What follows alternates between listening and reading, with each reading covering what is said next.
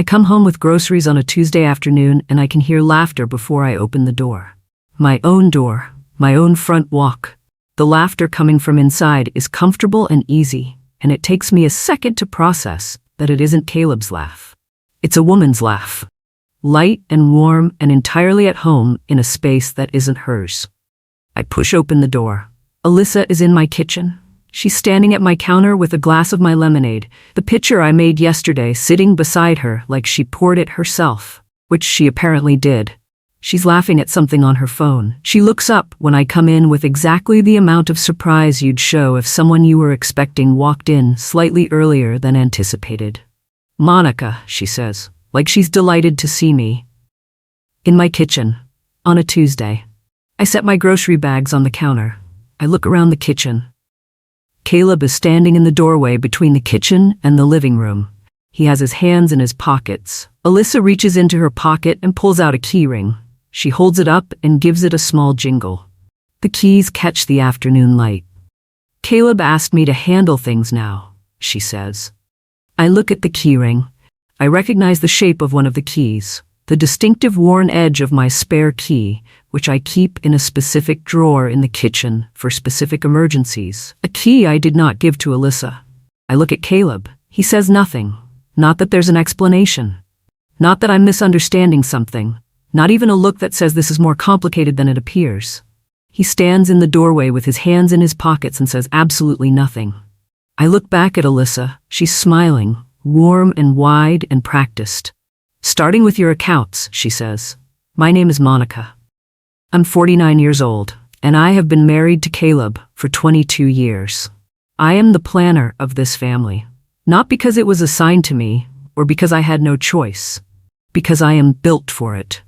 Spreadsheets and filing systems, and the kind of organizational habits that make other people's eyes glaze over, but that mean our bills have never been late, our insurance has never lapsed, and our financial records go back to the year we were married, in labeled folders sorted by category. I am the person who knows where everything is. Where the deed is, where the birth certificates are, where the tax returns live, where the warranty cards are filed.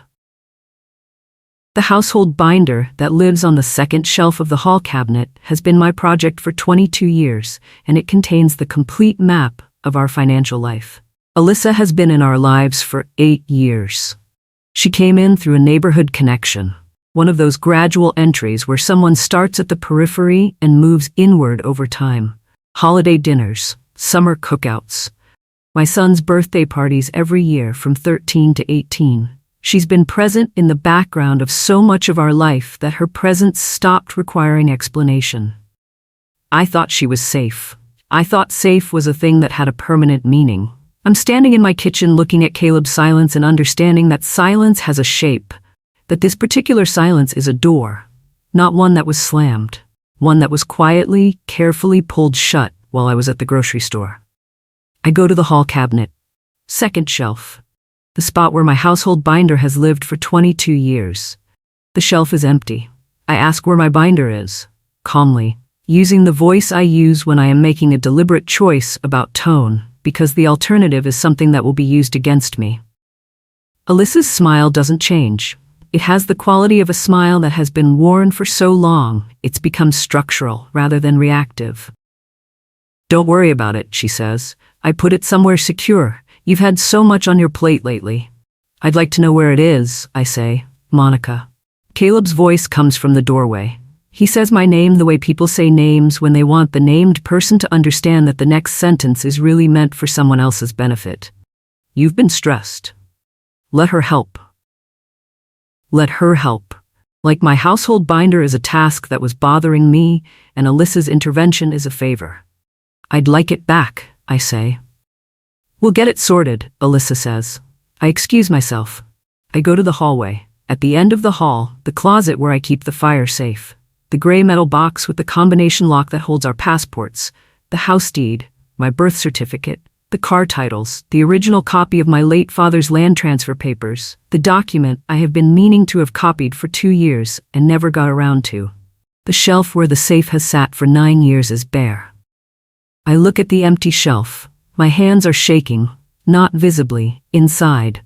The shaking that happens when something large is happening and your body knows it before your mind is ready to process it. Then my phone buzzes in my pocket. A security notification from my banking app. New login verified. Device not recognized. I go back to the kitchen. "Where is my fire safe?" I say. Alyssa answers before Caleb can. She answers before Caleb can every time, which is a pattern I am starting to see with different eyes than I had an hour ago. "Caleb asked me to store it," she says, "for safekeeping, while things get sorted out." "What things?" I say. "Just things," she says pleasantly. I look at Caleb. He's studying the kitchen floor with the focused attention of someone who has decided the floor is the safest place to look. "It was easier," he says. He doesn't look up when he says it. Easier. The second time that word has been used in this kitchen in 10 minutes. First about letting Alyssa help, and now about removing my fire safe without my knowledge or consent.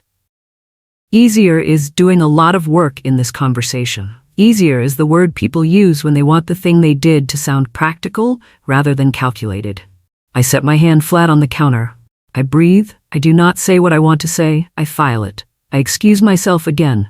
I go to the bedroom. I close the door. I sit on the edge of the bed and I open my banking app. Password rejected. I try again. Same result.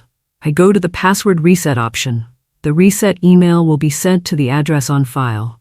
The email address on file is not mine. I go to the Notes app on my phone. I open a new note. At the top, I type today's date and the current time. I begin writing everything I know, every sentence that was said, every door that was empty, every notification that arrived, every word in the exact sequence it came. I start building the record. I stay in the bedroom long enough to fill 2 pages of notes and to stop shaking. Then I go back downstairs. Caleb is in the living room. Alyssa is in my kitchen, doing something at the counter that involves a drawer she has apparently opened. She knows which drawer to open. She's been in my house often enough to know my drawer layout. I sit at the kitchen table with a glass of water and I watch her. She's reorganizing, not asking, not offering. Just reorganizing, as if the decision about where things belong in my kitchen has already been transferred to her. After Alyssa leaves, I sit with Caleb in the living room and I don't ask angry questions. I ask observable ones, small ones. The kind that sound like I'm trying to understand rather than trying to gather evidence, even though I'm doing both simultaneously. Caleb's phone is face down on the cushion beside him. It buzzes. He picks it up, glances at the screen, and turns it face down again in one smooth motion. The motion of someone who has been doing this often enough that it's become automatic. I file it. The next morning, Caleb tells me we have a meeting. He says it the way you announce a dentist appointment. Casually, as if it was already agreed upon and he's reminding rather than informing. We're meeting Alyssa's financial guide tomorrow. At 11, downtown. I ask why we're meeting a financial person. Alyssa answers. She's at the kitchen table with coffee. My coffee from my pot, poured without asking. To take some pressure off you, she says. Warm smile. You deserve to rest. I look at Caleb. Just sign what they give you, he says. The office is the kind of office designed to look reassuring. Neutral walls, framed credentials, the specific furniture of legitimacy. Solid desk, leather chairs, a water pitcher arrangement. The kind of space that says important things happen here in a register calm enough that you're supposed to trust the importance. The man who runs the meeting introduces himself with a handshake that's exactly as warm as the office. Professional, practiced. He opens a folder on the desk and he slides a document toward me. I pick it up. Durable power of attorney. My name at the top. The agent named in the document, Alyssa. Authority over financial accounts, property transactions, legal filings, broad and comprehensive, the kind of document that changes everything if it's valid. Alyssa says, it's just paperwork so Caleb can breathe. You know how you get about paperwork. She says it warmly. She says it in the voice of a woman who knows me well enough to reference my habits. I begin reading the document from the first line, not quickly. Every line. Caleb shifts in the chair beside me. I turn to the last page, my name in the signature field. The handwriting is studied. Careful. Someone practiced the way my letters connect, the specific slope I use, the way I cross the T in my first name. It almost looks right. From a distance, at a glance, if you weren't the person whose signature was being imitated. I set the document flat on the desk. I fold my hands on top of it. I didn't sign this, I say. My voice is the same it always is. Not raised, not trembling, just the voice of someone stating a fact they are certain of. Alyssa makes a sound, a small, light laugh. The laugh of a woman who has decided that the best response to someone finding evidence of their wrongdoing is to make that person sound slightly ridiculous. Memory issues happen at your age, she says. It's totally normal. I look at the signature on the document. I look at the specific way the pen moved. I look at the small things that are wrong. The angle, the pressure, the way the M begins differently than I begin it. I've never been in this office before today, I say. I did not sign this. The advisor has gone quiet. He's looking at me and then at Alyssa and then at the document, and something is happening on his face that looks like a man recalibrating his assessment of the situation he's been placed in the middle of. He excuses himself. He takes the document. He says he'll be right back and he needs to make a quick call. Caleb won't look at me. He's looking at his hands. I do not perform anything. I don't cry. I don't raise my voice. I sit in the chair and I wait. On the drive home, the car is quiet for most of it. Then Caleb, in a voice that's almost inaudible, says, "Please don't make a scene." A scene about a document with a forged signature on it. I wasn't making a scene, I say. I was telling the truth. He doesn't answer. That night, I try to enter my front door through the keypad. My code. The 6 digits I've used for 4 years, the sequence I enter automatically, the way you enter a sequence that belongs to your body. The keypad flashes. Code updated. Invalid. I try again. Invalid. I stand on my front porch looking at a keypad that doesn't recognize my own code. My phone buzzes. A text from Caleb. He's inside. Alyssa changed it. Stop panicking. It's fine. I look at the text for a long moment. Alyssa changed the code on my front door. Not Caleb. Alyssa. I come in through the side entrance, which hasn't been changed yet, and I walk through my house to the hallway. From upstairs, I can hear movement. Footsteps. In the bedroom. I go upstairs. Alyssa is in my bedroom. She's in my bedroom, and she looks up when I appear in the doorway with the expression of someone who was caught doing something and has decided that the best response to being caught is absolute calm. Just straightening up, she says. Everything was a little chaotic. My bedroom, my space, my things. I look at her in my room and I feel something happen that I don't have a clean word for. Not anger exactly, colder than anger. More organized, it's clarity. I understand, standing in the doorway of my bedroom looking at Alyssa moving my things, that this is not a misunderstanding, and it is not going to resolve itself, and it is not something I can talk my way out of with Caleb tonight. I go back downstairs. I sit at the kitchen table and I add everything to my notes. In the morning, I go to my jewelry box. My mother's ring is the first thing I check. A small diamond set in silver, modest and old and worth nothing monetarily, but everything else, it's there. Slightly displaced from where I always keep it, but there. My documents file, which I keep in the drawer of my nightstand, has been disturbed. The papers are in a different order than my system. Nothing appears missing. But the system is wrong and someone else's hands have been in it. I go downstairs. Alyssa is in the kitchen again. She has coffee. She has the comfortable presence of a woman who has been waking up in a place long enough to feel entitled to the morning routine. I straighten the bedroom, she says. You're welcome. I didn't ask for that. I say, Monica? She gives me the look. The patient, slightly tired look of a person managing someone who is being difficult about help. You need to let people take care of you for once. I pour my own coffee. She says, as she's finishing hers and setting the cup in the sink as if my dishwasher is available to her by right. Tomorrow I'll start handling the mail. Bills stress you out. She leaves the kitchen. I stand at my counter. The mail. If Alyssa has the mail, any correspondence from financial institutions, any bank statements, any legal notices, any property tax bills, anything that would help me document or refute what's happening, she intercepts it first. I go to my car. I drive to the post office. The postal clerk is a woman in her 50s who has the efficiency of someone who has processed 1,000 address changes and recognizes when something about a request is worth noting. I tell her I want to set up a temporary mail hold and forwarding to a P.O. box I'd like to open in my name. Personal, private, not at my home address. She processes the request. While she's typing, she looks at her screen and her fingers slow. "There was a change request attempt on your address last week," she says. She says it carefully, the way clerks say things when they're noting something without commenting on it. "I didn't submit any change request," I say. "That's what I thought," she says. "It didn't go through, there were verification issues, but the attempt is logged." I ask her to note my objection to any change requests I didn't personally submit in writing. She does. In my car, I sit with the engine off and I add the postal attempt to my notes. Date. What the clerk told me. The fact that it was attempted before today. Someone tried to change my mail forwarding before they had full control over me. They got ahead of themselves. The attempt failed because the verification requirements weren't met and they didn't have enough information yet. Then my phone buzzes. My neighbor Kara. Kara's text says, "Hey, why is Alyssa taking photos of your house?" I just saw her walk around the whole outside with her phone. I don't react to Kara's text in a way that anyone can see. I text back, "I'll explain later. Can you write down the time you saw this?" Then I drive home and I go inside, and I do what I do when I have a problem that requires systematic dismantling.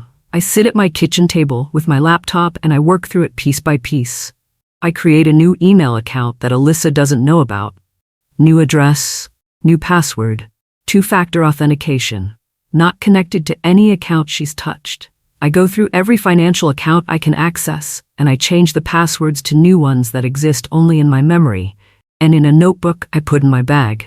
For the accounts I can't access because the passwords have been changed, I note the account names and the date access was lost. Then I call the bank. I ask for a fraud representative. I explain the situation.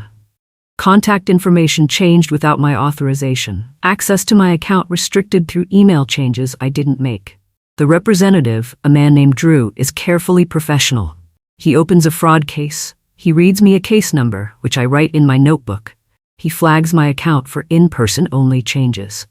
He tells me any modification requires my physical presence with photo ID going forward. Then he says, in the careful tone of someone sharing information they think I should have, "Someone submitted notarized forms to authorize the contact changes. The forms came in about 2 weeks ago." "I didn't submit any notarized forms," I say. "I suspected," he says. "The notary name on the forms is local. I've made a note." He gives me the notary's name. I write it down. I find Caleb in the garage that evening. He's standing at his workbench doing nothing in particular. The specific purposeless occupation of someone avoiding a room without having a destination. I close the door behind me. "Tell me what she has on you," I say. Not accusatory, not heated, just direct. The directness of a person who has been married to someone for 22 years and knows how to get to the center of a thing without circling it.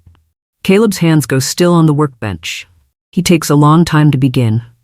The deck goes back several years. Before I knew about it, before it became the shape it is now. A business decision that went wrong, compounded by decisions made to fix the first decision that made it worse. Personal loans, credit obligations, a total that he says quietly, in the way you say amounts that humiliate you. Alyssa found out. He doesn't explain fully how. At some point Alyssa knew, and at some point she offered something, a solution, a path. She could restructure things, she said, make it clean, make it manageable, in exchange for access to my accounts, my assets, my organizational control over our household. My chest aches. Not with anger. With the specific pain of a person who kept something running for 22 years and is now finding out it was being borrowed against without their knowledge. "She needs my ID," Caleb says. "She said it was just for some forms. I gave her copies." I look at my husband. "You gave her copies of my ID," I say. He doesn't answer. I call Alyssa the next morning. Gentle voice, measured tone, the voice of a woman calling to sort out a small household logistics question. "Alyssa, when can I get my binder and safe back? I need to access some documents." She's pleasant for about 30 seconds. Then something shifts. "Fight me on this," she says, "and you'll lose your family." The warmth is gone entirely. What's underneath it is nothing I recognize from 8 years of her presence in my life. "You can't keep my documents," I say. "I'm keeping you from yourself," she says. "You should be grateful." She hangs up. I sit with my phone in my hand for a moment. Then a notification arrives. My credit monitoring app, an alert. A credit inquiry has been initiated, in my name, at a financial institution I don't have an account with. I call the credit monitoring service immediately. I document the inquiry. Then I make 3 more calls, one to each of the major credit bureaus. I freeze my credit, all 3 bureaus, legal, immediate, and free to do. When it's done, I pull my credit report. 2 attempted account openings, both caught mid-process because of the freeze I just placed, but one of them was initiated before I knew to freeze anything. 2 accounts opened in my name without my knowledge or consent. I sit at my kitchen table looking at the report, and I think about how close this came to being invisible. How close I came to not noticing.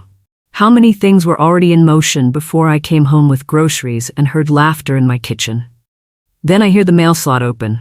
An envelope slides through. I pick it up. Return address, a law firm I don't recognize. I open the envelope. The letter is from an attorney filing on behalf of Alyssa. It states that, given evidence of my financial instability and cognitive impairment, an emergency guardianship petition has been filed with the family court. The petition requests Alyssa be appointed temporary guardian with authority over my financial affairs, medical decisions, and property management. Supporting the petition, a statement from Caleb. I read his name in the supporting statement section, and I sit down. Not dramatically, my knees just make the decision that sitting is better than standing right now. Caleb signed a document supporting a guardianship claim against his own wife of 22 years, who kept every bill paid and every record organized and every account accurate for 2 decades. I look at the court date. 6 days. 6 days is not much time. 6 days is the amount of time someone designs when they want to prevent adequate preparation. When they want you to either fold immediately or scramble so visibly that the scrambling looks like instability. I take my notes, my screenshots, my bank fraud case number, the post office documentation, the credit bureau freeze confirmations, the notary name Drew gave me, Kara's text about the photos. I put it all in a folder. I call the number my friend had given me 6 months ago when she was going through a property dispute and said, if you ever need someone who handles things correctly, call Jude Hartman. Jude Hartman's office is practical. No performance, no leather chairs designed to impress, a whiteboard, filing cabinets, a desk with things on it that look like they're being used. He shakes my hand, he says, start at the beginning. I start at the beginning. I go through everything in order. Every date, every conversation, every document, every notification. I use my notebook. I'm specific about times and exact phrases. He reads through the bank fraud case documentation. He reads the credit report. He looks at the screenshots. When I finish, he sets his pen down. She's using the legal system as a weapon, he says. Not with outrage. With the specific assessment of someone who has seen this before and knows what it is. The guardianship petition is the pressure move. It's designed to make you panic and make decisions from panic. Panic decisions look unstable. Instability is what the petition is built on. What do? I ask. You do nothing that looks like panic, he says. You bring me everything you have, and I file the proper response, and we let your documentation speak for you. He picks up his pen again. I'm sending a formal demand letter for the return of all your documents tonight, and I'm filing an emergency motion to freeze any property action associated with your name.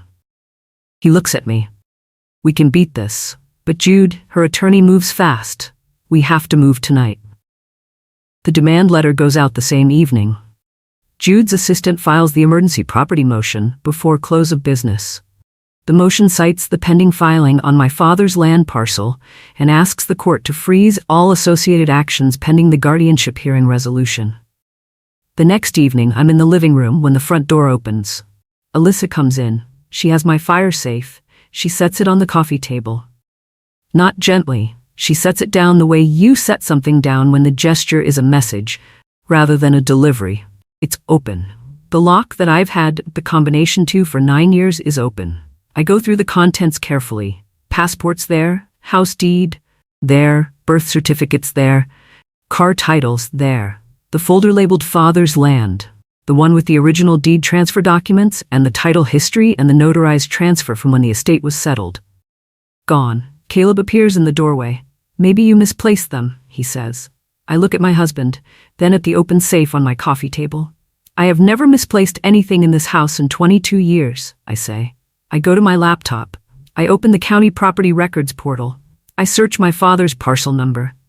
The search result loads. Current status on my father's land parcel. Pending transfer request. Initiated 5 days ago. I look at the mailing address listed for the filing correspondence. A P.O. box. In town.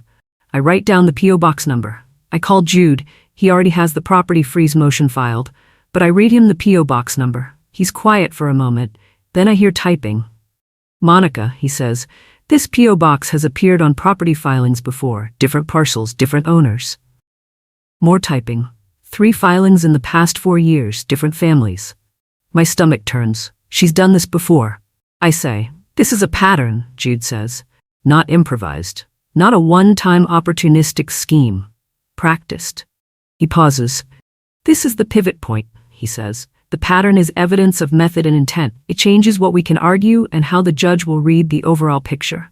He tells me what he's adding to the court response. The pattern, the P.O. box connections, the prior filings. One more thing, he says. I requested the notary's official logbook through the court process today. What will that show, I ask. Either she was present at signings she claimed she was present for, he says, or she wasn't. Notary logs are precise. Every legitimate notarization has an entry. Dates, ID verification, client name. And if there's no entry for me, then the notarized documents don't have a legitimate notarization, he says, and everything built on them collapses. Court is on a Thursday morning. Alyssa arrives in soft colors. Cream blouse, pale gray cardigan, the careful palette of someone who has thought about what warmth looks like from a distance. She moves through the courthouse with the practiced ease of someone performing grief and concern for an audience she's been cultivating. She speaks quietly to her attorney. She dabs at something near her eye when the clerk walks by. Caleb is there. He sits in the row behind Alyssa's table, which tells me something about where he's positioned himself in this story. Not beside me. Not across from her. Behind her. Alyssa's attorney presents the guardianship case with the fluency of someone who has assembled a believable narrative from real fragments. Monica's confusion. Monica's resistance to help. Monica's emotional instability. Monica's apparent memory difficulties, evidenced by her failure to remember signing documents. Each piece is constructed from something observable. Each piece, alone, sounds plausible. Then Jude stands. He presents Dr. Vane's letter first. My physician of 11 years.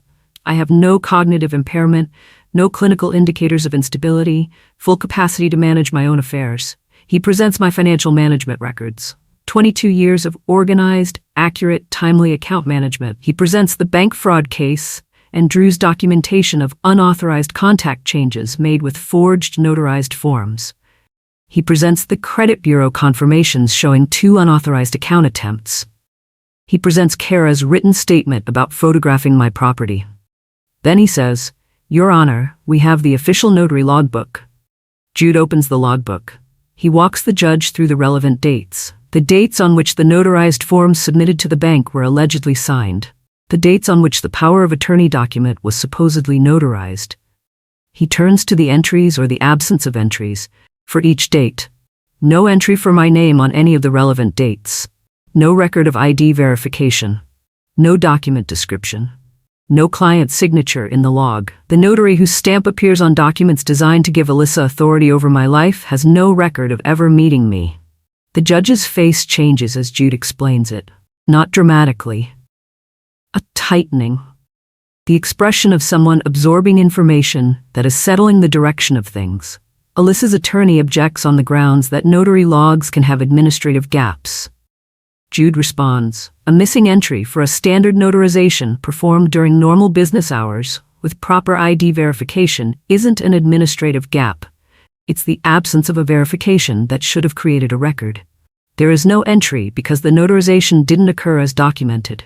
The judge looks at Alyssa. Then she looks at Caleb.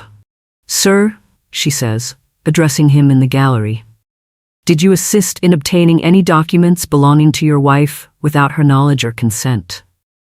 Caleb's face goes through several things quickly. His attorney, seated beside him, puts a hand on his arm. Caleb doesn't look at the attorney. He looks at the judge.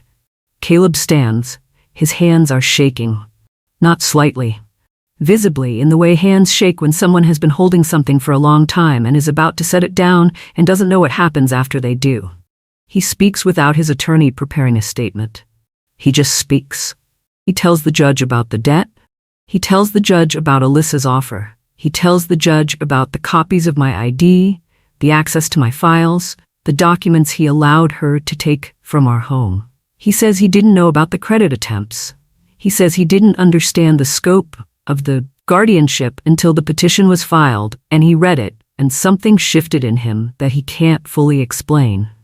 He says, I signed the supporting statement because she told me it was temporary, that it was just to make things manageable while we sorted it out.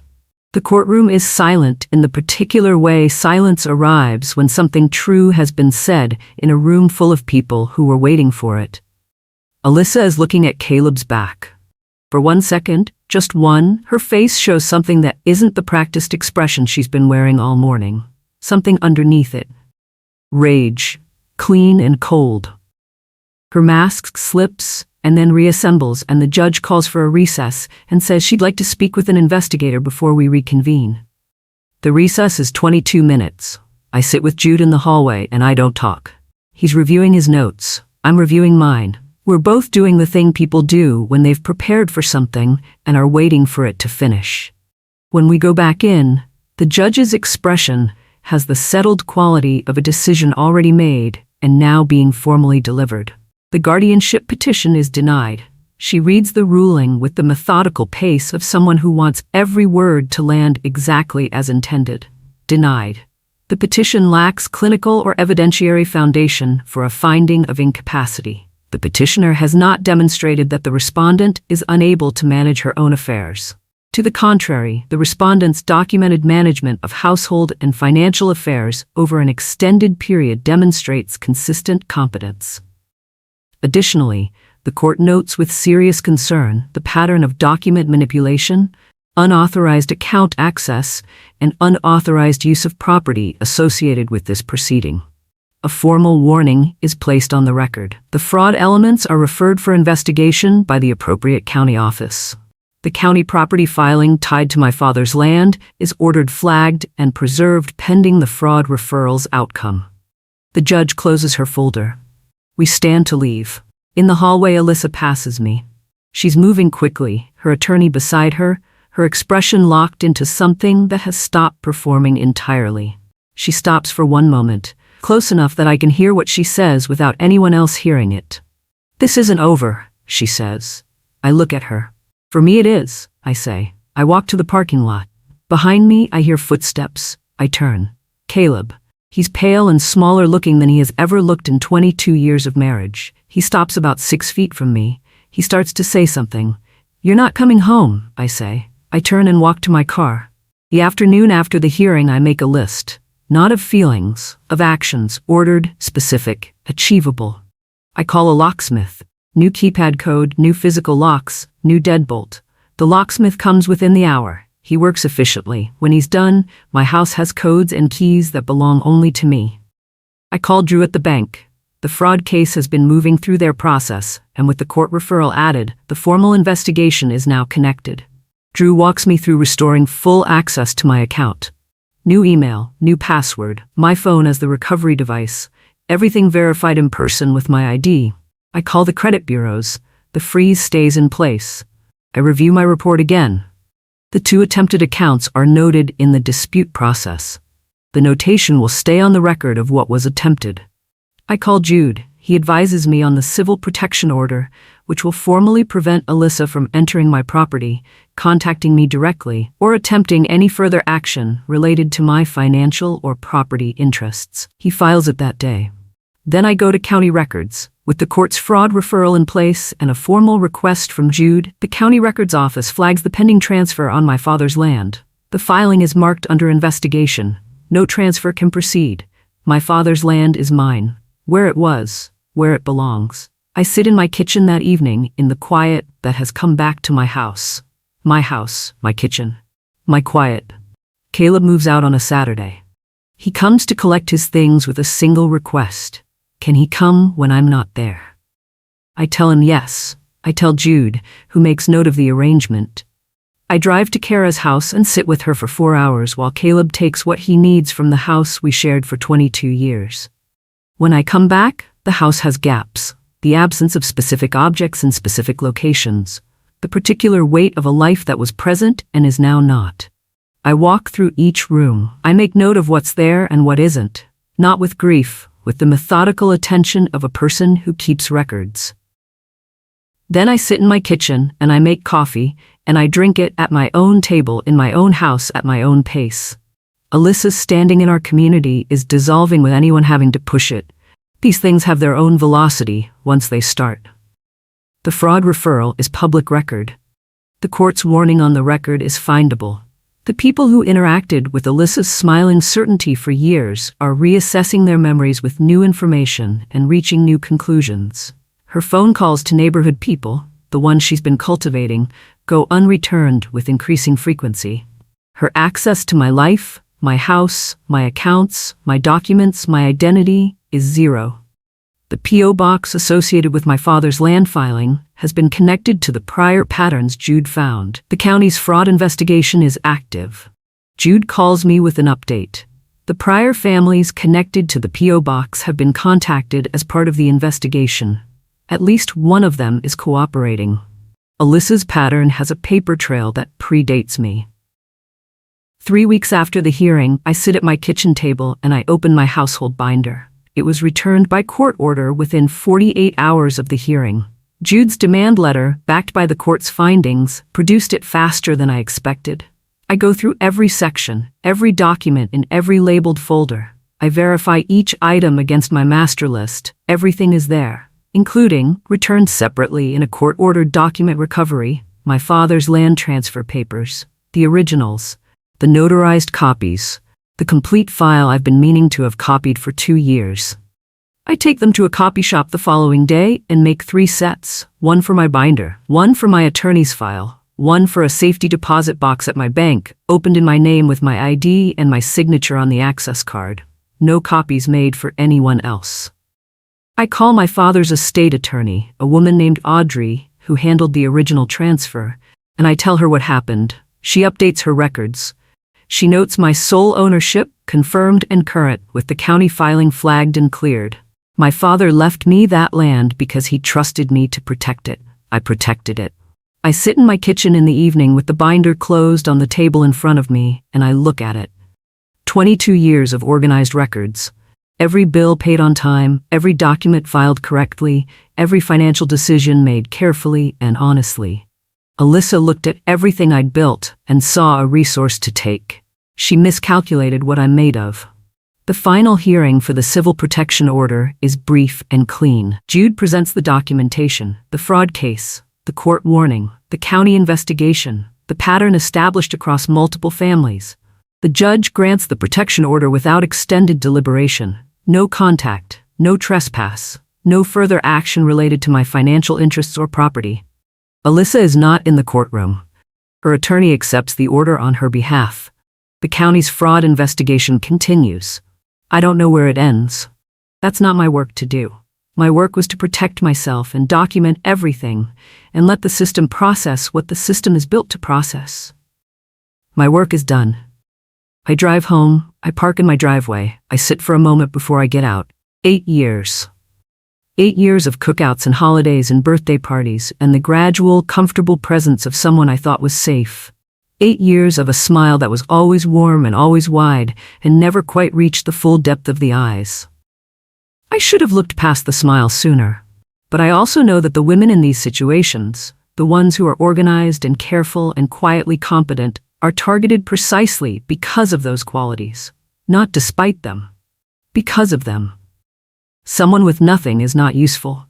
Someone with a paid-off house and organized records and a reliable income and a binder full of 22 years of documentation is exactly what a certain kind of person is looking for. They count on warmth being mistaken for safety. They count on friendliness being mistaken for loyalty. They count on the person who keeps everything running being too busy running everything to see what's being built around her. I go inside. I make coffee. I sit in my kitchen. I breathe. The locks are mine. The codes are mine. The binder is on its shelf. My father's land is in my name, documented and protected and going nowhere. Caleb is facing his debt. Honestly, finally, without a system built on my assets to bail him out. That's hard for him. It's supposed to be hard. The hard is how things become real. Alyssa has no access, no audience in this house, no key, no code, no foothold, no leverage. She's left with the paperwork trail she created, which is now in the hands of people whose job is to follow it. I pick up my notebook, the same one I started the day I came home with groceries and found her in my kitchen. On the last page, I write one sentence. A smile isn't proof of safety. I close the notebook. I finish my coffee. The part nobody tells you is what happens after betrayal, when the chaos is cleared and the locks are changed and the documents are back where they belong and the house is quiet again and it belongs to you. What happens is this. You sit in your kitchen and you breathe and you realize that the life you built is still here. Still solid, still yours.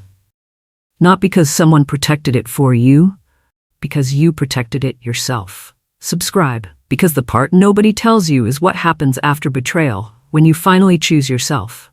And if any part of this felt familiar, the smile, the key, the person who was supposed to be safe, stay with me. You're not alone. And the next story might be exactly what you need.